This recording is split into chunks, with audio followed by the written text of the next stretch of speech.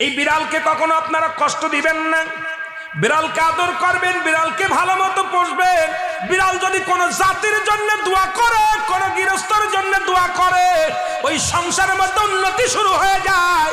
ওই সংসারের মধ্যে আর এক নাম্বার হলো, যে ঘরে বিড়াল থাকে সেই ঘরে জিন আসতে পারে না, জিন বাস করতে পারে না। আর একটা ঘোষণা শুনে নেন, নবীজি বলে গেছেন, যে ঘরের মধ্যে বিড়াল ছানা বাস করে ওই ঘরের মধ্যে জিন জাতি প্রবেশ করতে পারে না। তাহলে ছোট ছোট মাসুম বাচ্চাগুলো যে ঘরের মধ্যে থাকে, মুসলমান অনেক সময় জিনের আশ্রয় পড়ে যায়, অনেক সময় জিনে আসর করে, ওই ঘরের মধ্যে জিনে আসর করে।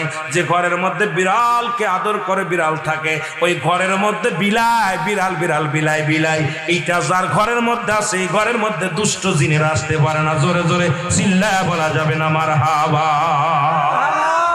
একবার নবী সুলাইমান আলাইহিস সালাম শুনতে পাইলেন পাশের বাড়িতে একটা কুকুরকে কষ্ট দিয়ে বিষ